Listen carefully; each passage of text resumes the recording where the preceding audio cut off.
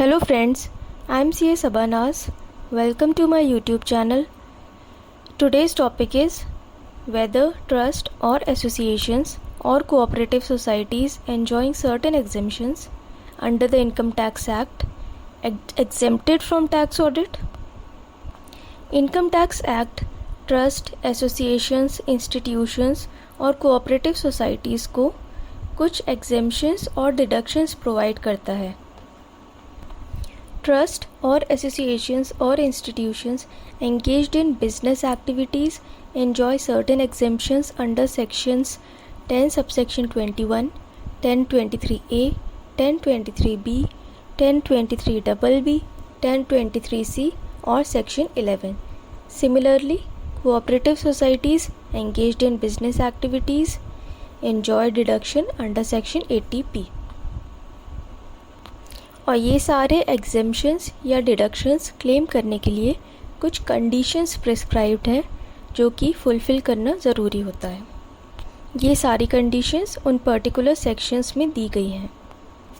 अब यहाँ पर एक इम्पॉर्टेंट क्वेश्चन ये अराइज़ होता है कि यदि ये सारे एग्जेम्पशंस या डिडक्शंस क्लेम करने के बाद ट्रस्ट, एसोसिएशन या कोऑपरेटिव सोसाइटीज़ की टोटल इनकम टैक्सेबल लिमिट से नीचे चली जाती है, तब क्या टैक्स ऑडिट एप्लीकेबल होगा?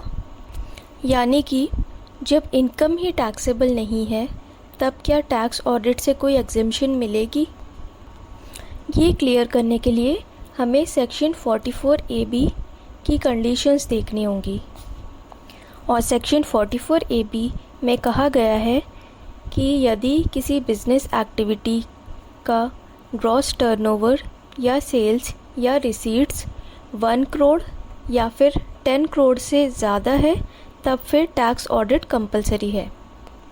इसलिए टैक्स ऑडिट मैंडेटरी है या नहीं, इसके लिए टैक्सेबल इनकम नहीं देखनी है बल्कि ग्रॉस टर्नओवर या सेल्स या रिसीट्स देखनी है। यही सेम प्रिंसिपल हम ट्रस्ट या एसोसिएशंस या कोऑपरेटिव सोसाइटीज़ पर अप्लाई करेंगे। And if their turnover even after applying exemptions or deductions is exceeding the prescribed limits, tax audit is compulsory and audit report is required to be furnished before the due date.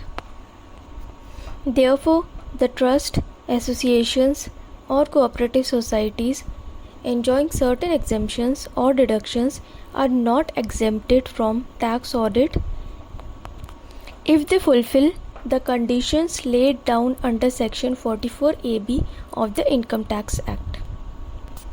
I hope the video is helpful. Thanks for watching. Please like, share and subscribe.